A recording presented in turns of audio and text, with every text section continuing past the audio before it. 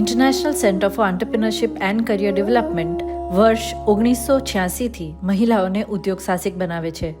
અહીંયા મહિલાઓને અનેક સ્કિલ શીખવવામાં આવે છે, જેમ કે product selection, feasibility study, market survey, marketing, sales, banking વગેરે. આવી જ એક સફળતાની વાર્તા તમારી સામે પ્રસ્તુત છે. એક મહિલા એક નાનકડા ગામડાથી જેને સપના ખૂબ મોટા જોયા.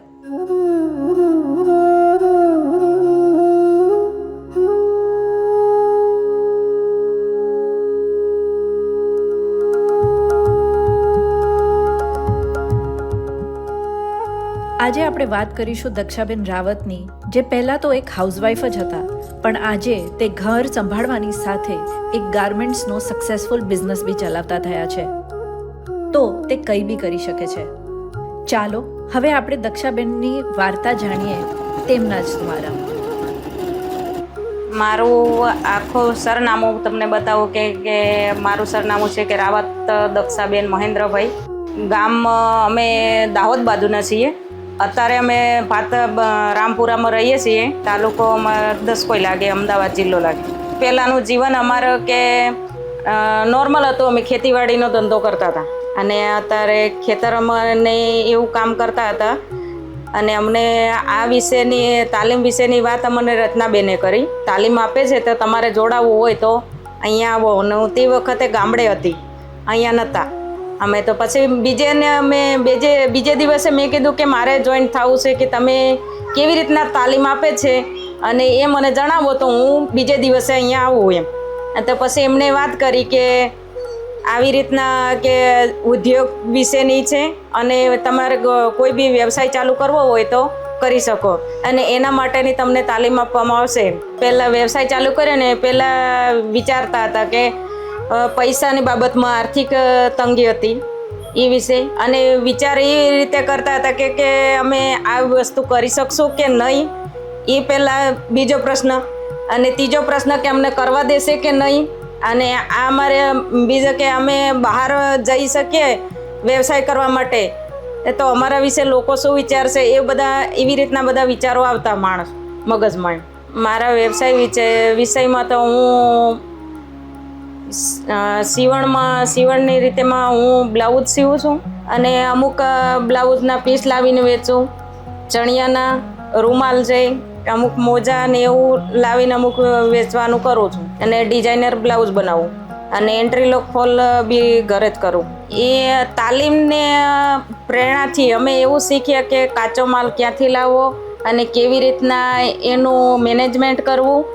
અને અમે તાલીમમાં જોડાયા હતા. અમને બાવળા લઈ ગયા હતા મંજુબેન પાસે. તો ત્યાંથી થોડી કે એ બેનના મહેનતથી અમને થોડેક જાણવા મળ્યું કે વ્યવસાય સ્ત્રી પણ કરી શકે ને ઘરની બહાર નીકળો તો થઈ શકે એવી રીતના. અને રેવડી બજાર લઈ ગયા હતા કે બજારનો ધંધો કેવી રીતના સેટ કરવો ને કેવી રીતના માલ લેવો, કેવી રીતના ગ્રાહક જોડે વાત કરવી, કેવી રીતના વેપારી જોડે વાત કરવી અને કેટલામાં માલ લઈએ અને કેટલામાં આપણને નફો મળે અને કેટલામાં આપણે અહીંયા લાવીને વેચવો હોય. પહેલાં અમે નહોતું વિચાર્યું આવું કે અમે પહેલાં તો એવું વિચારતા હતા કે ગામડાના લોકો છે એટલે ગામડામાં ઘર કામ કરવાનું હોય અને ખેતીવાડીનું કામ કરવાનું હોય, એના સિવાય બીજું કાંઈ ના કરી શકીએ. પણ તાલીમની પ્રેરણાથી અમે શીખ મળી અને પ્રેરણા મળી કે અમે ધંધો અને વ્યવસાય કરી શકીએ. ઘરે બહાર ના જઈ શકીએ તો કંઈ વાંધો નહીં, પણ કે ઘર બેઠા કરી શકીએ એમ. કે પહેલાં તો અમે કરતા હતા પણ કે ઘરનું કરતા એટલે એટલો નફો મળતો નહોતો અમને. અને આ તાલીમ લીધા પછી અમે વ્યવસાય જેમ ચાલુ કર્યો એટલે કે દિવસના અમે 2 બ્લાઉઝ સીવી શકું, 3 સીવી અને અમને એક દિવસના ઓછામાં ઓછા 700-800 રૂપિયાને મળે. તેમાંથી અમારે 200 રૂપિયાનો ખર્ચ થઈ જાય 100 રૂપિયા જેવું 100-200 રૂપિયા જેવું લાઇટ બિલ આવે અને કે બીજા અમને મળે કે 500 રૂપિયા 400-500 રૂપિયા દિવસના મળે. કે અમારા પરિવારમાં બદલાવ એ રીતે જોઈએ કે પૈસા ખુદ આપણે જોઈતા હોય કે માલ લાવવો હોય તો આપણી પાસે મૂડી હોય તો આપણે લાવી શકીએ. અને પહેલાંથી એમને જોડે લેવા પડતા કે પૈસા તમે થોડા મને દો અને મારે ધંધામાં કામ કરવું છે. અને એ બદલાવ આવ્યો કે હવે જાતે કમાવશું અને જાતે લાવશું. અમુક માણસો એની પ્રેરણા હોય કે તમે આ ધંધો કરો તો સારું છે, અને અમુક માણસોની વાત એવી હોય કે તમે આ કરો એ ના કરાય કે બાયો ના કરી શકે. મેં કીધું બાયો કરી શકે ગમે તે. મેં કીધું ધંધો કરવો હોય ને એટલે પોતાના પગ ભર થવું હોય ને તો આ સક્ષમ થવું પડે એમ. મારી એવી ઈચ્છા તો ખરી જ કે ગમે આટલો આ થોડું કરતાં કે એક પગથિયું ચડતા જાવ તો વિકાસ કરવો, એવું મંતવ્ય તો ખરું જ તે. કે ગમે તેમ કે પોતાનું મકાન હોય, પોતાની ગાડી હોય, પોતાનો ધંધો બિઝનેસ ચાલુ કરી શકે તો બીજાને કહી બી શકે કે આવી રીતના કરો તો આગળ વધાય.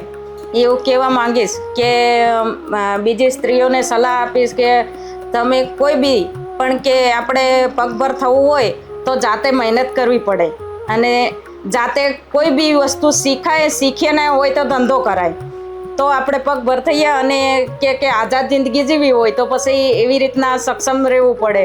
અને ઘરમાં રહીએ મેળ નહીં આવે, આપણે બીજા જોડે માંગવું પડે. અને જાતે કમાતા હોય ને તો આઝાદ જિંદગી જીવાય. દક્ષાબેન જેવી 10 લાખથી વધુ મહિલાઓને જીવનમાં ICCD દ્વારા બદલાવ આવ્યો છે, અને આગળ પણ અમે આવી જ ઘણી બધી મહિલાઓને તેમની જાત ઉપર વિશ્વાસ રાખવામાં અને પોતાના પગ પર ઊભા થવામાં મદદ કરતા રહીશું. ICCD માને છે કે દરેક મહિલા સક્ષમ છે અને સમાજમાં એક સકારાત્મક બદલાવ લાવી શકે છે.